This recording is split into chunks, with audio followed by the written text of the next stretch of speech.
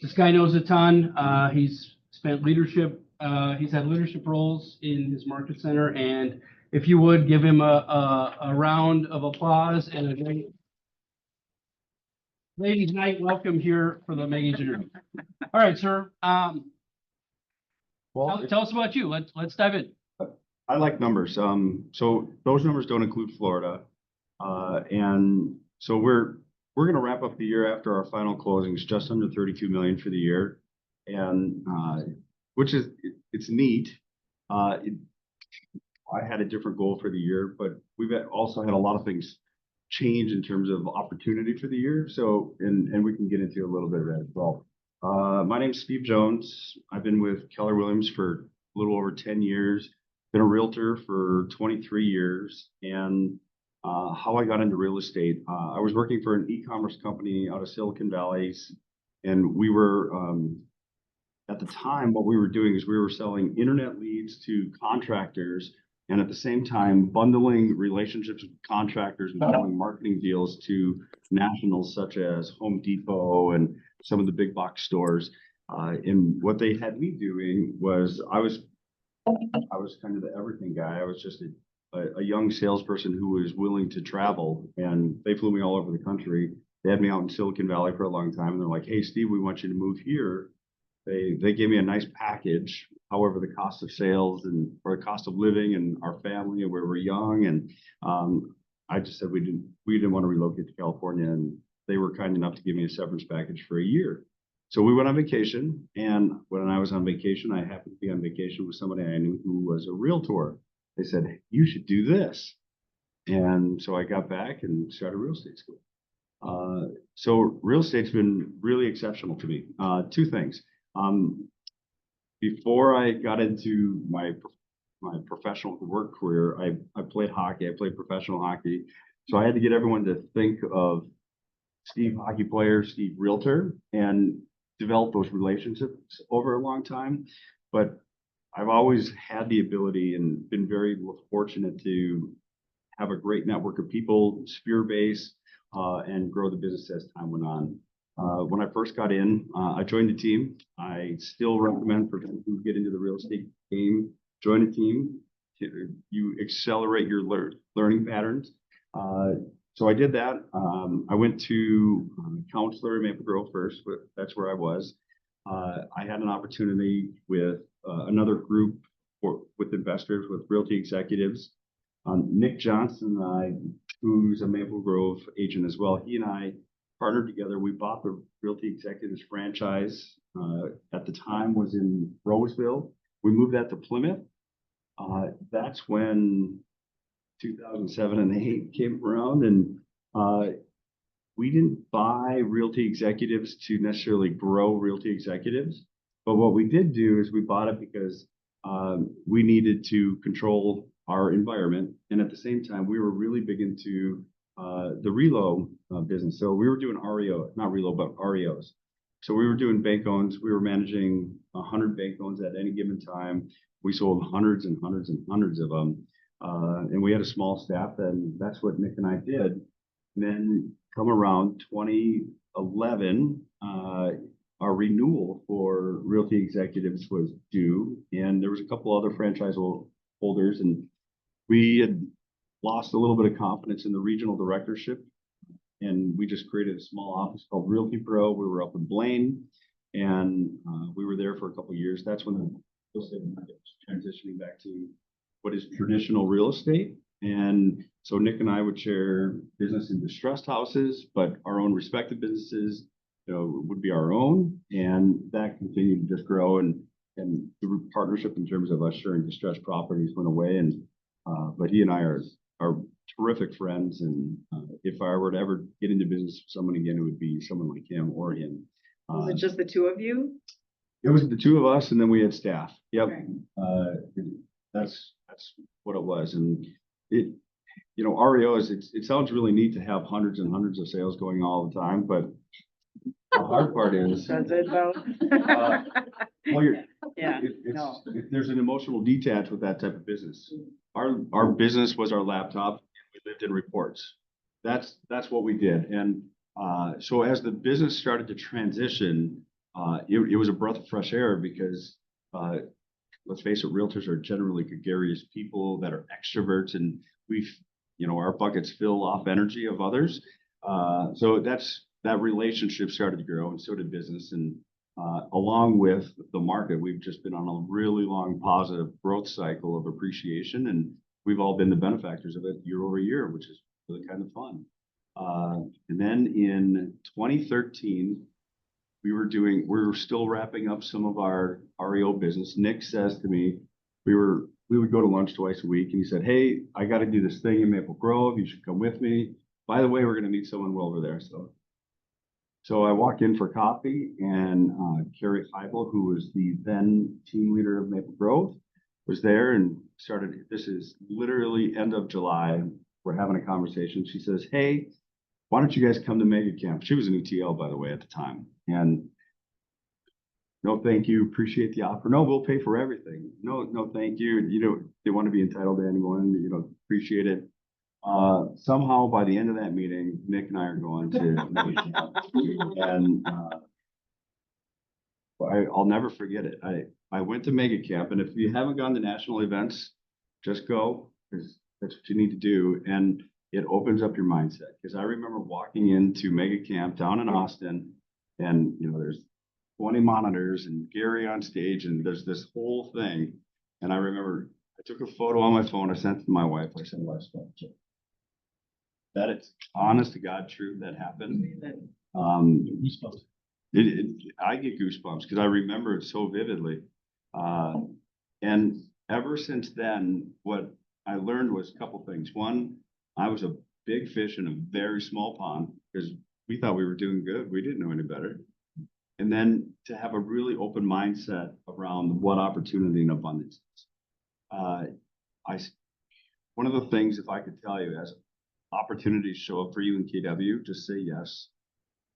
Just say yes. And that is a prelude to a story that happened with how I became the TL. But I got into KW. We got back from that. Nick joined November. I had some business that was finishing out at the old company. I was dragging my toes. Finally, I went into the office one day, and my desk was gone. And Nick had basically just moved it and said, "Let's go, dude." And that was the start of KW. That's amazing. 2013. That's correct. Yep. So 2013, and what was interesting is from day one, you have to remember I thought I was a big fish selling $6 million a year. It was a little different time because the average sales price was a little bit less, and if you had a $200,000 sale, you were like, "We were doing it." But I remember my favorite part about KW, and we've heard this so many times, is how open everyone was to share their ideas, and that is the energy of that. And one of the first things that I did, this is when expansion first started. So we started getting these emails about expansion. Kristen Cole was sending it out. And remember, I just kept saying yes. So Carrie walks in my office and said, "Hey, you had talked about this, growing your business. There's this thing down in Austin. You should go." Yes. So it's kind of like that Matthew McConaughey book, Greenlight. Yeah. It feels similar to that. So down I go. I'm sitting in a room. If you've all been downstairs at KW, you're in the dungeon next to Gary's office, right? Well, I'm literally sitting there, and I'm hearing, folks the names you all know at the time that aren't as big as celebrities as they are now, but Ben Kinney and all these guys. Well, they're all talking about their mega businesses. I'm thinking, all right, I am in the wrong room. And I remember asking, and so Kristen Cole's like talking about sharing ideas. And so finally I went up to Kristen Cole by the end of it, anticipating, being turned down. And I asked, I said, "Do you mind if I just came down and shadowed your team for a day?" She said, "Well, what are you doing on the 21st? So now I was obligated, right? So off I went down to Phoenix. I went down and I listened to the calls, everything. And I remember going through the day, and I'm just taking notes, chicken scratch. And finally she says, "Well, what are you doing?" I'm like, "Oh man, I'm busted. I'm plagiarizing all of her stuff." She says, just give me your email. Google Doc share, click, click, click, click. I still have that file on my computer. She just shared all of her accountability, her Thursday calls, what the script was, their metrics, KPIs, all the stuff that they watch. That's never been lost on me, that here I was just trying to figure it out. And here you go. And what I've learned from that is, one, not many people will go do it. So everyone's always afraid they're going to take my ideas, they're going to be my competition. Not many people are willing to do it. And then two, if they are willing to do it, they're going to make you better. And then they'll come back to you. And these become your peers. That's what I've learned in this. And when you get into those arenas, because you know the group named the Pirates, right? There's a group, everyone always wanted to be around that group of people.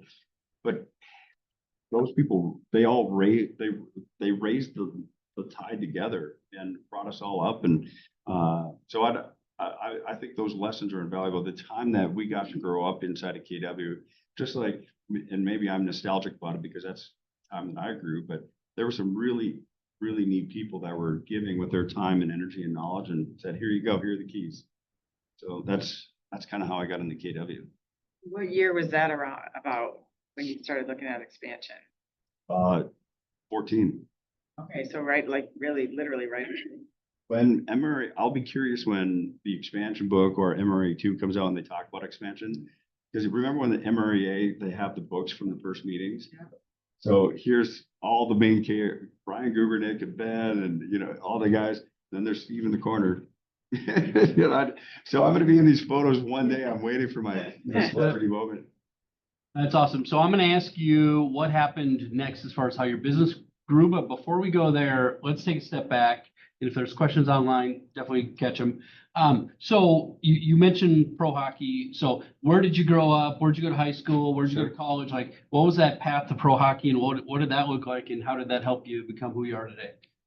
Hockey is a sport that it gives today. My relationships, there's so many things that have come from it. I grew up in Chisago City. My dad was in the military, so I remember going around military base when I was really young. He got out of the military, and my parents were super blue collar. I didn't know any better. They gave us probably more than they should have. But I grew up on a lake in the point between Little and Big Green and Chisago, and I had a boat at 10 years old, and I thought I owned the world. It was awesome. So you fished all summer, and you played hockey all winter. That's all I knew to do. And then 8th grade year, my buddy's mom came home with a packet that said Hill Murray on it. And so I begged, literally, you guys, begged on my knees, because my parents didn't have the money to send me there. They said, all right, we'll go to the open house. Well, we went to the open house and hook, line, sinker, right? So then this is God's honest truth. My parents took out a loan on the house, and that's what got my brother and I there. And that's where I met my wife of 25 years. There was so much that happened there, but so with the school at Hill Murray, while I was in school, my wife and I had Kelly. So we had a child in high school, and Kelly was 6. She was born at 23 weeks, a pound 5 ounces. We lived 8 months in the NICU, and then since juniors on, we've lived on our own. So you grow up fast. With that, I got to go play hockey still. Went to juniors, and the way the cards were, I needed to make money. So I had opportunities to go on a scholarship in a couple locations, or I could go play minor hockey, and minor hockey paid more money. So I went and did that. I didn't get to play in the show, but I did get to play semi-professional hockey for a few years and read the writing. The writing on the wall said, you're going to get a sniff, but you're not going to make a ton of money. You're going to make okay money, and you're going to ride this out for a long time. And at the same time, I had a couple of opportunities that showed up, and it goes back to those hockey relationships. Some of my hockey colleagues said, hey, we have these relationships, and it got me into some business opportunities. So I got out of that in my early 20s. I was working for ImproveNet, making $100,000 a year with benefits and all. I mean, here's what I knew. I knew to show up, and it was one of the greatest lessons I learned from one of the sales guys there, his name was Bobby Scored, and always show up, be the first one there with coffee. So that's what I would do. That's what I would do and did. And then I got into, of course, real estate after. Questions? So did I hear you say from junior year on, we lived on our own? Yep. Juniors. Juniors. In high school gym. Junior high school. Oh, Junior got it. Junior in high school, we Yeah. lived on our own because we had Kelly. Yep. I went and played junior hockey afterwards, but we've lived on our own since we were juniors. The day looked like this. Kelly was really sick. Kelly didn't walk till she was 7. She was born at 23 weeks with a grade 4 brain hemorrhage, mild case of cerebral palsy, went home on oxygen, a vibrating machine, so many things. And I'm a man of faith, and God gave me what I could handle when I could handle it. And why I say it in that pretense is because today that sick child would be crippling as an adult. It would. I was so naive at the time. Here's what I knew. I knew to show up. The bootstrap upbringing that I had from my family and my granddad, and this is what you got. Show up. So that's all I knew to do, and that's what we did. And because we were there, that's how we got through it.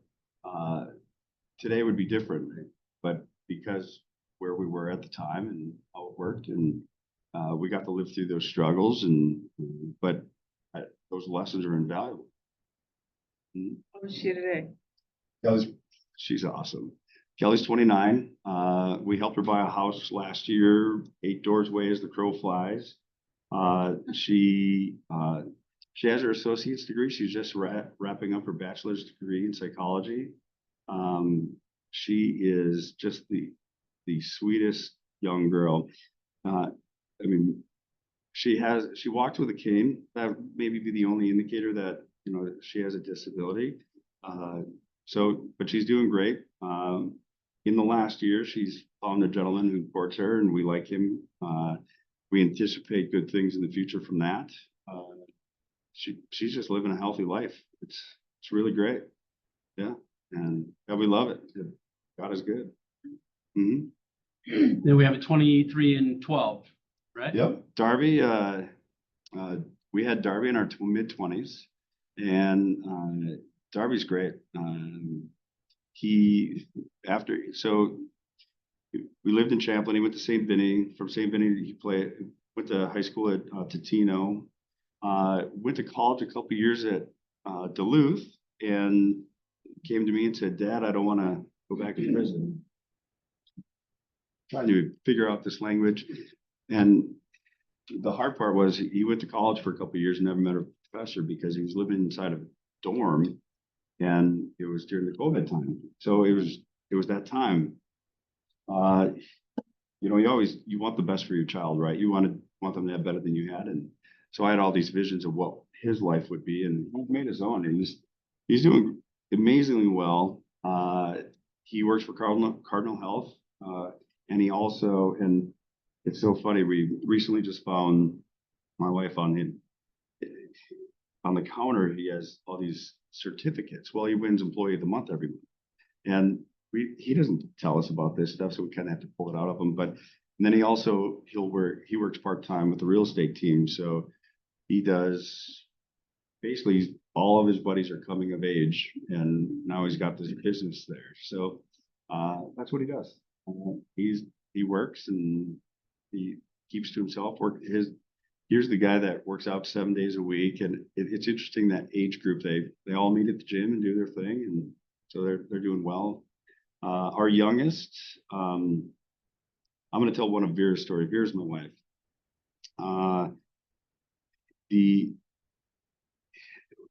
This is God's answer to her prayer. So Vera always wanted another child, and you know, we've parented, and as we've parented, we've had kids at different ages, right? And experiences, and how we get to experience the kids at different ages. First one, we're just trying to live. Yeah. The second one, we had a lot more opportunity. We did okay. And then this third one, and he's experienced a completely different lifestyle than the other two. And he's been really, really fun. But the answer to the prayer was, Vera wanted to have children. I was a little hesitant. And so there was a prayer that Vera sent to God at the end of the year that year, 2011, that said, hey, I give it up to you. And 2 months later, and we found out we were having Rocco. Super excited about that. And he was born in October of 2012. And he's just been awesome, super fun. He's the best of both of us. And it's, I get to every single morning, you know, this is where you start talking about habits and calendar events. Every morning, 6:30, I open his door. I make a hot breakfast. I get to bring him to school. We get to have that conversation that every single morning. There's nothing that gets in the way of that. And it's really fun because it's, I don't know, I get more out of it than he probably does, but it will be a memory that he has that we get to do it every day. Awesome. And you're not even 50, am I right? Am I doing the math right? 6. So 29, 23, and 12. Yep. And what does Vera do? Vera is, she's, I'll give you a little bit of her story. So Vera's selfless first. She stayed home. We were fortunate enough to earn a living where Vera could stay home and take care of the kids for a number of years. And when Darby got into school, she wanted to go to esthetician school. And man, did I learn a lesson here. Things you shouldn't tell your wife. You taking notes, John? I am. Go ahead. Oh man, have I eaten crow on this one?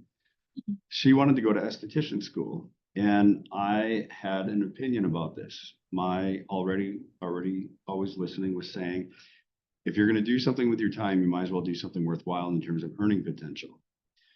Not the thing to say. So she went to Aveda, absolutely crushed it. Was top of her class, got hired out on Jude Salon Spa right away. Her and David became great friends. If you've never listened to read the book by Daymaker by David Wagner, absolutely read that book. Is it Daymaker? Be a Daymaker by David Wagner. He's a local guy, owns the Jude Salon Spas locally. If you ever get the chance to listen to David speak and tell this story, bring a tissue. Bring a tissue. It's such a beautiful story. What was his last name? Wagner. Lives out here on the lake. He's got 2 young daughters. They're in college right now. He's such a great guy. So Vera's doing this and is absolutely crushing. Absolutely crushing. In fact, timing is amazing because guess what happened in 2008, first 4 months of the year? This guy didn't get a commission. That happened. That was fun. Right. But who was killing it in the SD world? My wife. Yep. So what I learned from that is a lot. One, if you're passionate about something, you're going to do well at whatever you do as long as you're passionate about it. And the next component of that is we had the opportunity. Most people are familiar with Esteem Brands or the brand called Anytime Fitness. So Anytime Fitness, the owners of that were buying a franchise system called Wax in the City. So Dave and Chuck, Dave is my uncle. So he called me and I missed the boat when it came with Anytime Fitness. I was just a little too young for that to get into the front end of the franchise model. He said, hey, we're doing this thing. Very be perfect for it. You need to do this. So we jumped on board. We bought a franchise called Wax in the City. This is all when we joined KW. So this is like 2013, 2014. So we bought a franchise. We were the first franchisee to open in the country. That franchise or the store model was actually out of Denver. We opened Maple Grove, downtown Main Street. Store's still there. And in doing so, we learned so much. So Vera ran that store for 4 years. And during that time, a thought was, hey, we'll do one franchise, then we'll do another, do another, do another. A group here locally sold the Yokums, who they're a Hill Murray family. They're great. But they sold their holiday stores and they needed to put money somewhere, so they bought a bunch of Wax in the City franchise. So they bought up the Twin Cities. Made it tough to grow local. And then that third year, they're like, hey, we've got everything else. You're kind of the flagship store right now in the Twin Cities. Why don't we buy you? We said, thank you, kind offer. We're not ready yet. So the year goes by. And at that time, they came back. The offer was, you just couldn't refuse it. So we ended up selling Wax in the City. When we sold Wax in the City, it happened to be around the same time that Rocco was a little guy. So that wish from God that got answered, it was timing's perfect, right? Vera got to stay home with Rocco, and I think she literally held him for a year. And it was awesome. So Mama did that for, she keeps our household, but she's got lots of things going on. So she did that. I finally talked her into getting a real estate license. She doesn't really sell real estate. However, she has this thing called At Home with Vera. So she does interior design. She takes on a lot of our high-end clients. But what she's a master at is she is a master relationship builder, networker. I have lots of really high-end houses sales. And I mean, the biggest house we've helped new construction build, it was $8 million and really cool house, right? But who did Mama really connect with? So that's it. So she helps with our network of people. We have a really, really deep network of people that we're really, really close with that help yield a lot of business. But I'd love to say that I'm some real estate savant that controls all this stuff. I have a partner in this. She is. She's the talent. I was going to make another joke, but I'll just leave it. So you joined KW 2014, roughly doing $6 million a year. We kind of think we're a big deal there. And then you dive in, you go to Mega Camp. What happens next? Like, paint it, like, where does business go from there? And I know obviously we had the team leader role. Talk about just your growth trajectory through our organization. Yeah. So Carrie right away. So you coach with the team leader, right? So Carrie's like, time to hire.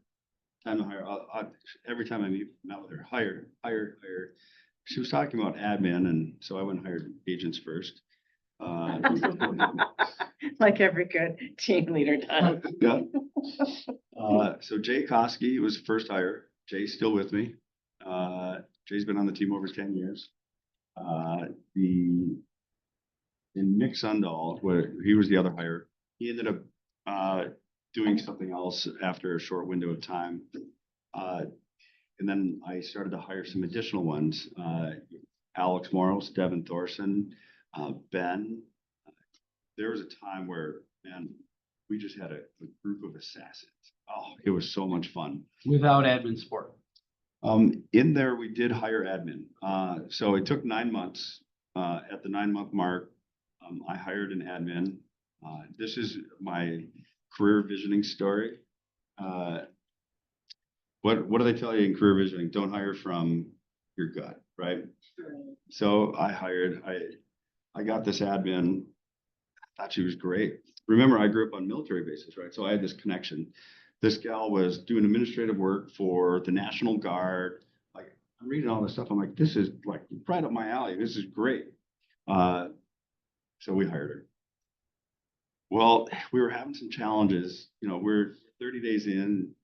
She wasn't able to identify a listing side from a buy side. There was some competency issues. And then she got, there was a small deployment for a national event. It was a weather event. So she was gone for like 6 weeks. And then she came back, and well, ultimately we ended up having to let that person go. And this is where the story gets good. that's when the wrongful termination lawsuit showed up. Yeah. And that's where I also learned through some discovery that the previous 3 employers had dealt with the same issue. So we were able to get this thrown out, but had I done a little bit of work, because what's the last thing of the CV? Verify. So yeah, I've learned that lesson. We very much like career visioning and going through the KPA, right, Katie? You don't have to skip any. Oh, Anymore. oh, we try not to, no. But I smile because that's a lesson, right? If we went through it, and I have my, if I ever have to help out with the CV class, I have my story. But then we found some fantastic people to work with us. So we had Ashley, and we got her all trained up awesome, and then she went back to work for her dad's company, so that was good. And in fact, how we met Devin was Devin applied for that job, and when we had that CV conversation, and said, you know what, you seem more like a team agent than you do a admin. If you give it 90 days after your license, you don't have a sale, I'll hire you as admin. And I'll never forget this. Day 81, no sales. I'm like, whoa. Day 87, she had 3 sales.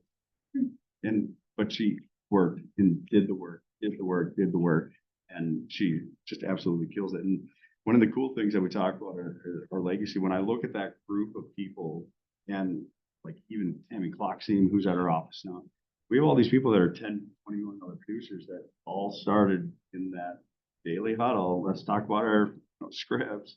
Let's talk about our follow-up and what we were able to do to help win business as parts of that team function.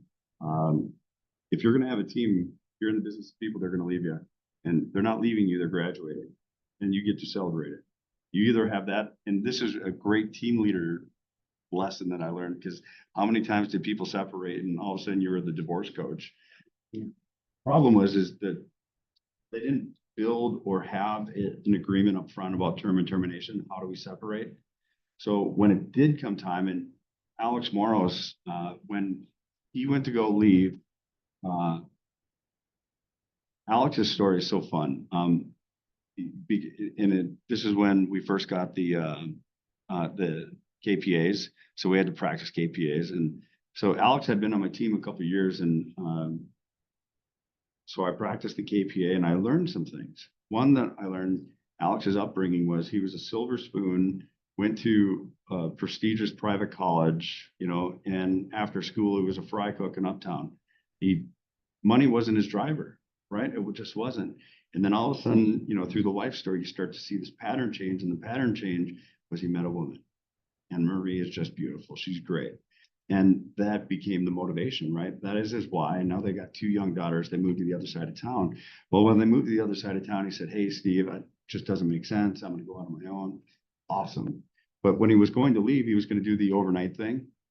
Well, I said, hey, do you have this in place? Do you have this in place? Do you have this in place? You're not ready to leave. Let's just move it back 45 days, get all your stuff ready, and then go. And that's what we ended up doing. And this is where we get to celebrate their growth, because if we don't create a world big enough in which they can live within it, then we have to be okay with them growing too. And that's the reality of team. What does your team look like today in terms of number of agents and admins? So we have some primary agents. We have 9 licenses. We have 5 actives, and the others are the part-timers. So like Darby, Vera, Jay, they're part-timers. The active folks are myself, Dan, Jesse, or Nicole's in there. These are the folks that they live inside of the office every single day, and they're working on it. We're in a growth pattern right now. It's time to hire. We're excited about the forecast of where we're going, and that's what we're doing right now. We have some folks down that we partner with down in Florida as well. That's what I was going to ask you about. Tell me about your Florida expansion. So we had an agent down there in the hurricane, sidestep for JJ. He was our primary agent down there, and when the hurricane came through, it wiped out everything on Fort Myers Beach, along with his homestead, and his wife's work and all of it. So he had to step away from real estate because he had to go get a full-time. So since then, we've been leveraging relationships of agents that are down there for showings and things like that. The primary business that we have down there are big ticket items, waterfront luxury and or commercial. At 6:34, Delta has a flight. I can jump on that flight. I can be in bed by 11 o'clock and I can be at the office tomorrow morning at 7. So it's really, really simple to do that. It's on demand. We have opportunity to grow that and we will. That's one of our opportunities for 2025.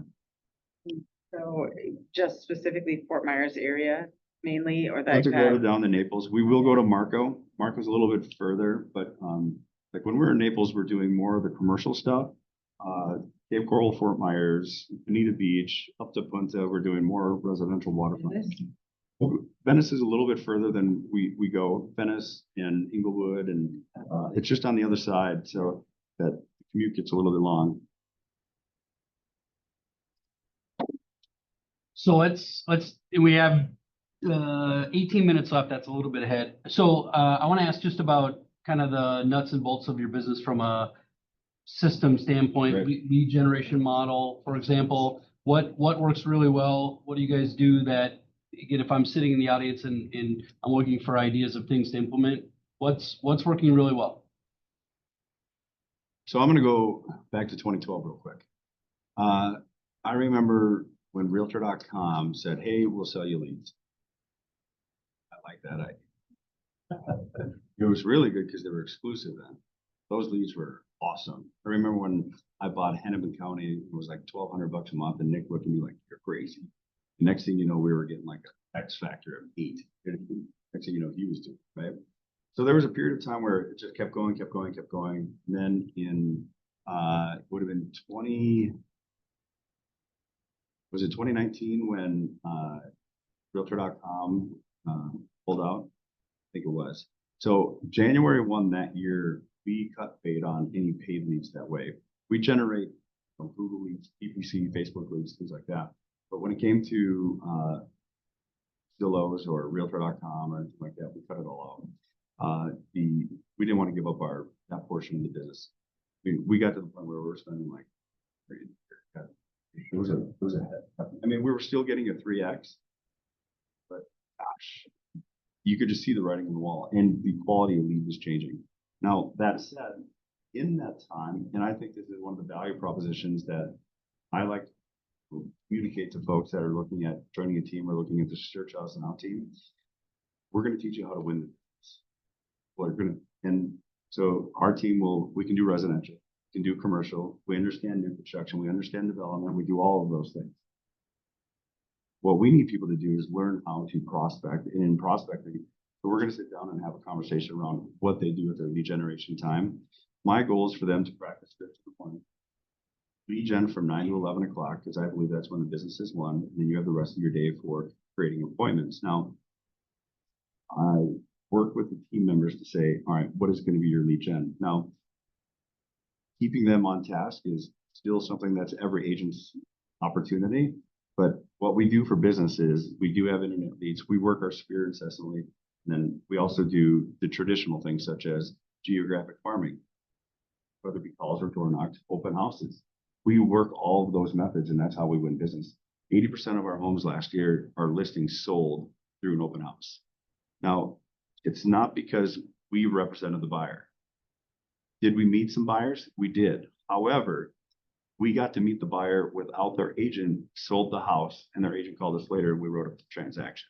But 80% of our deals were through an open house. Wow. It's a lot. Huge. Mm-hmm. And of those 80, a lot of them had agents already. Yep.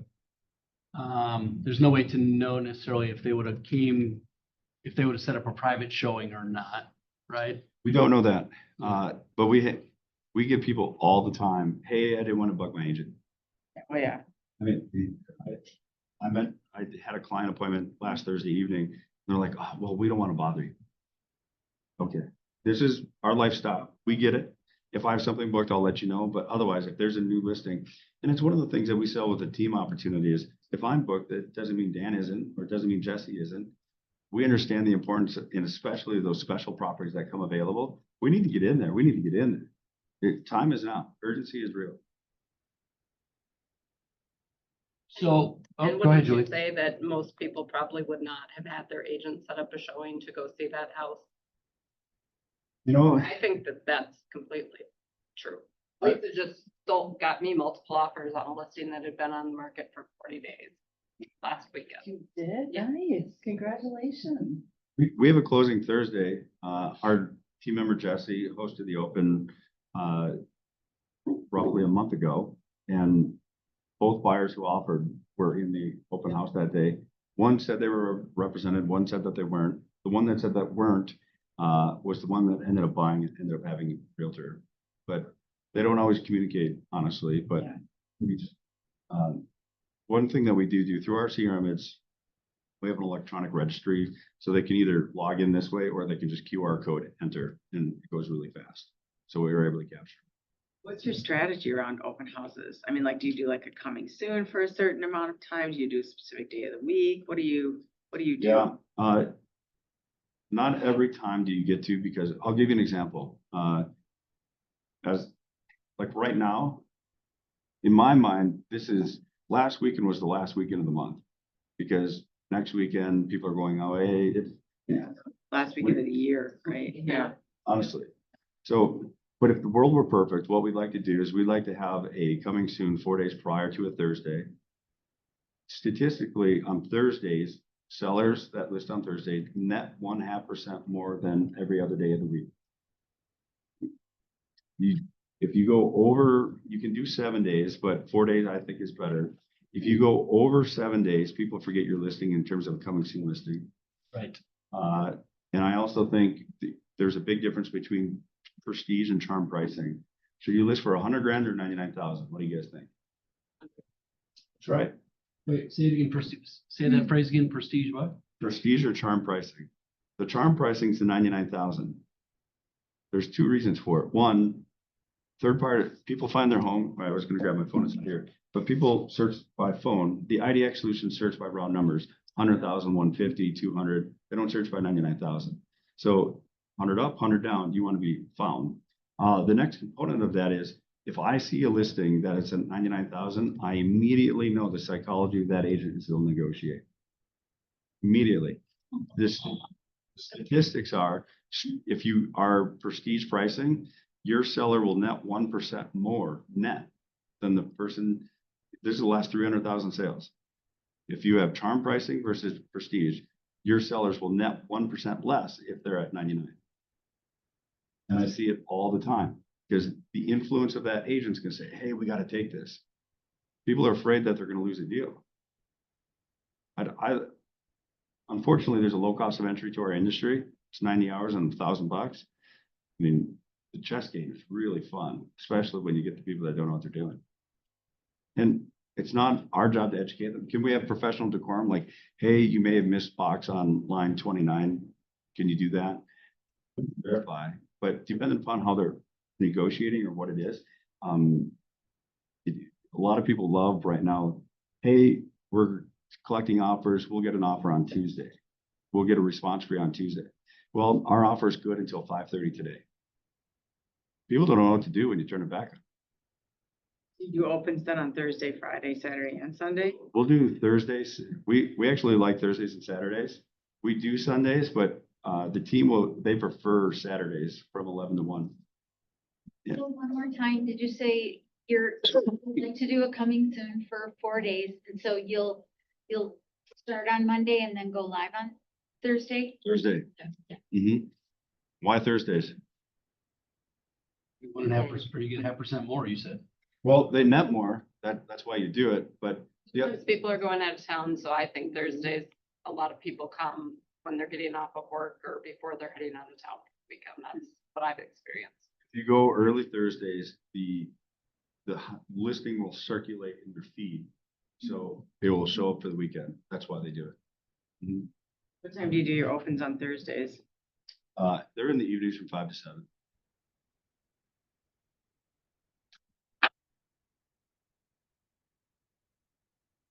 Keep asking questions. What I'll say is, in my opinion, one of the biggest value propositions, we're gonna help our team members win business. It's on them to lead generate, right? There's 5 components that they need to have in their database in terms of each individual contact. You have to have the name, phone number, email, address, and a follow-up plan. Anytime that you talk to anybody, when are you talking to them next? If you treat your CRM that way, you'll have enough people eventually where you're just having conversations. But if you dictate, hey, here's what happened, and that's the gap for a lot of people. The other component is who's your A's? Who are the most influential people? We've all heard this saying, you're the common denominator of the 5 people you hang out with most.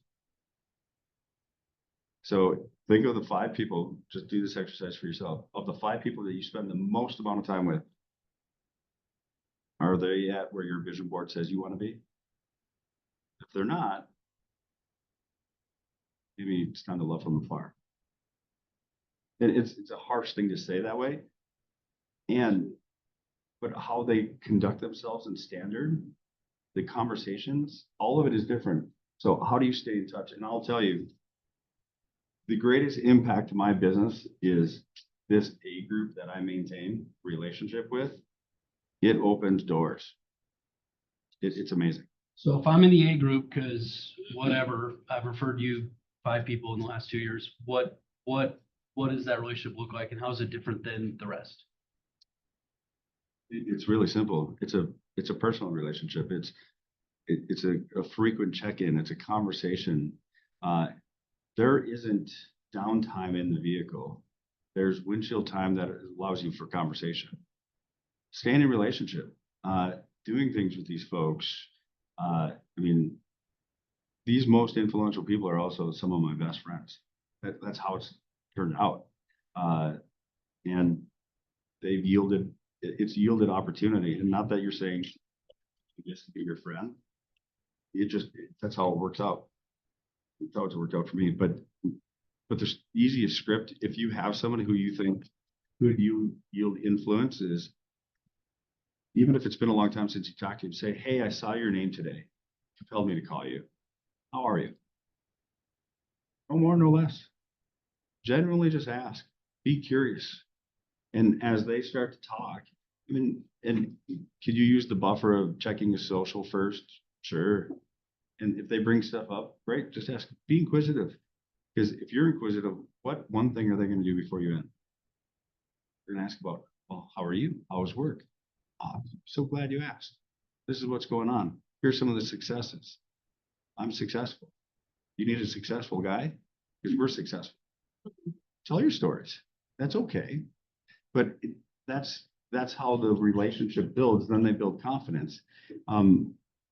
One of these people that I'm doing business with right now, we're in the midst of a 515 acre development. We're going to develop 107 luxury acreage lots. Upfront acquisitions, 10 million. The resale of the land is another 37 to 38 million.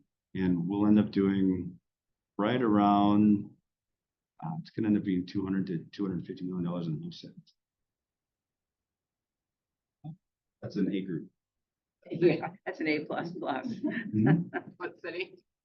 And like, so the Elwell Farms is the development. We're vetting builders as we speak, and it's really fun. But the guy that's doing it, he's also he's become one of my best friends. We play more than we work, and it's great. How long and when was, I mean, I know this, but I don't remember the years, but when were you in the TL role in front? Okay, let's talk about how I got to the TL. Remember when I said yes to opportunity? So it was that June.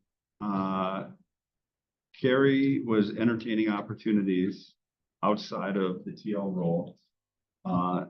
She enjoyed recruiting, didn't enjoy coaching as much. I enjoyed working with agents and helping out. She said, hey, do this work with me.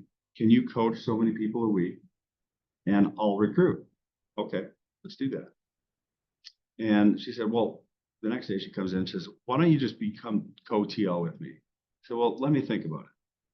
Well, if you don't carry it all, that was as good as a yes. So the next day there was and Todd didn't even know about this. That's how crazy this was. She just threw out the announcement that Steve's co-TL. And so much surprise to the OP and the management group and everybody else. But it catapulted conversations, right? So it thrust me into it. And then through that fall, Carrie's focus was elsewhere and decided to chase that. And by Jan 1, I was full on TL. About 6 months you were co-leading and then you were TL for Mhm. how long? In what year was that? That was how long after you joined KW?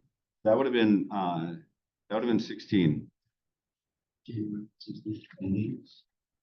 Recruited 458 agents in it. I remember my first month, I recruited 17 agents, and Butcher was like, what's happening? I know, we were chasing you. I'm well aware. I know those numbers. I got them right here. We were just busy. Now, the hard part was my team wasn't ready for me to step away. And That's what I was gonna ask too, is like, how did this work out with the team? I got fortunate. I had that group of assassins. They were still there. And I had a really great, we had, so when Ashley went to go work for her dad, we hired Abby. Abby was just absolutely awesome. And Abby, she ended up moving back to Colorado with her husband, so we had to find someone else, which then we got Andrea, who was awesome for a few years. I had a really great administrative assistant who kind of held it all together. I would check in twice a week and I would help out with the occasional appointment, but I tried to keep church and state separate. And but the team was running around, 15 to 20 million every year, just doing their thing. That's what it was at the time, and that's how we kept it together. So I did TL work. Completely removed from sales at that point? Or For the most part, I would hop in in certain, but was I chasing business? I wasn't. And that was maybe the hardest part, because even today, growing a team, I still love the hunt. I really love it. But we'll see where it goes. There's a lot to do right now. And are you doing sales right now? was he not? So you were a TL how long? Yeah. I was a TL for 4 years. And at the end, you know what my heart, and I had PSD afterwards? PTSD. I don't know if you went through it too. So we stepped out the same time then, right? Like, so 2020, you were back to selling. Yep. Yeah, so we literally started, okay. So go ahead. I bet I felt what you felt, or the hardest part. And I'm gonna be frank, the hardest part was pushing a limp rope up hills, trying to motivate people, begging them to do what they're supposed to be doing when they're supposed to be doing it. They wanted this, but they weren't willing to do this. And the principles haven't changed. That's the hardest part. Everybody wants the $2 million sale. Everybody wants the $500,000, the $1 million GCI. They all want this. My work is done between 5:30 and 8 most days. That's what people don't understand. My affluent A group, when they call me, Texas start, especially in the summertime, they start at 4:30. And all of those, that all happens before 8 o'clock. So people always wonder, what do you do, Steve? I'm in relationship then. And that's just how it works. Every group's going to be a little bit different. Your networking, all of those influence components. But those calls, they're done in the morning. Even if you get a voicemail, they're done in the morning because it allows the call back in the afternoon. Timing of real estate, I think, is so important. One, you should always know how many days are left in the month for a sale for next month. And I'll ask you today, how many days do we have left so you can produce a sale for January? Because right now it's through January 4th. Because we have 5 weeks in the month of January. How many weeks do we have? We should know those things. I think it's super important. If you're working on a closing and it needs to close tomorrow and it's past noon, it's not gonna close tomorrow. All of those bullet points, all of those things that need to get taken care of for tomorrow closing have to be done in the morning before noon. If it's beyond noon, it's too late. I like 9 o'clock and 11 o'clock. If it's not done by then, it's not happening tomorrow. These are just trigger points that patterns happen. So we got to wrap up here in a second. I have a couple questions. Then we're gonna do lightning round. Right. Was there any lessons you learned in 2024 that you're gonna carry through to next year? Lessons learned for this year?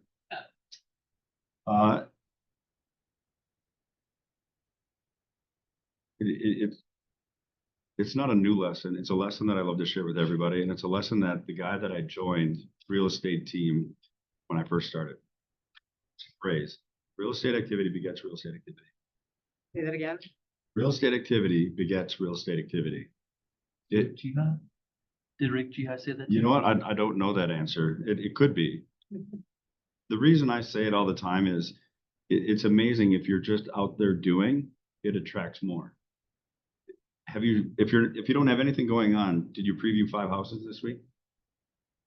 Because when you preview 5 houses, all of a sudden you get energy around. Did you see the fireplace in Apple Street? Because then when you go to the open house that weekend, oh my gosh, you should have seen the fireplace in Apple Street. Incredible. And then I'll give you an example. Everybody at my gas station, you know who sold their house? Because everybody at the gas station, who do they talk to? Don't be a secret agent. But it is so important to do the activity. I mean, I'll give you a business plan. Do you want to sell 2 homes a month, every month, all year, listings? Door knock 100 doors a week. Here's the math. 25 doors an hour. You get a nurture at 50 doors. At 100 doors, you get an appointment. It takes 4 hours. 100 doors. Now times that by 4. Do that every week. You have a business plan. Why don't people knock the doors? Lots of limp ropes. The tears to those limp ropes. Here's the beauty of it. And I think of Mrs. Kane. Mrs. Kane, this is when my team had some doubts. I was TL at the time. So, all right, Saturday morning, I'm going to go out and door knock. I door knock this neighborhood. All of a sudden, I got all these nurtures, and I get somebody wants to list their house. Miss Kane. Well, I passed on the listing. One of our team members took it. Miss Kane then gave us another referral, and we still stay in relationship. We ended up helping place her into a senior care living. She was at the end of, her days, but that's the relationship we got, and that came from a door knock. And but if you track it and you follow up with it, you're going to get these opportunities. You get a lot of energy out of door knocking, that engagement. But we've only been shot at once, so it's good. That's not true. Honestly, it was. The guy shot a shotgun off the back deck, Actually. but it was a redemption deal. There was drama, there was stress. So That that actually sounds happened. good though. Yeah. How about your open houses though? How many listings and buyers are you picking up at your open house? You know what? It's hit or miss. But what's not hit or miss is 80% of our buyers came from those open houses. So So you're not setting listing appointments with people that are coming in? not as many as you would think. We do. We get more listing appointments through the Circle Prospect. That's where we're getting. And it's not because they don't want to come to the open house, but it's the follow-up to the Circle Prospecting that we're winning because people see that we're working. People want to hire a professional realtor, a working realtor. We're gonna wrap up with lightning round. I didn't tell you this. If you listen to the MREA podcast, I stole it from there. So, 4 questions. Vacation spot you recommend? Bahamas Is there a particular island? on a boat. Okay. Restaurant recommendation? Does it have to be local? No. Oh, well, if it doesn't have to be local, then Spaniel K on Staniel Oxuma. It's down in the Bahamas. Okay. Do you have a local one? I like Baltimore right now. podcast or book you recommend? Hmm. That's a good one. You know, what podcast I enjoy a lot right now, and everyone has it, is the Rogan one. I really like that one. Last question. If you and I were sitting here with all these lovely ladies a year from now, celebrating a big accomplishment in 2025, what would we be celebrating? Well, we got Elwell through the development phase. I mean, but I can share what math is. I mean, here's the other thing I'll leave with you guys. You're valuable. Don't undercut your value. So don't give up your commissions. Our team average commission right now is 2.97. Mine's 3.15. And you're worth it. Learn how to negotiate and have that communication. Set expectations early. Understand your scripts. Understand your scripts. The script thing makes you a better listener, and it allows you to leverage the tools of neuro linguistic training to walk them down a path to it. They just feel right when they say yes. So that's really, really important. Scripts. There you go. Let's give them a round of applause. That's all done. Thank you. Thank you. Seriously. Yeah, I didn't get through half your questions. That's usually what happens. So good. Yeah.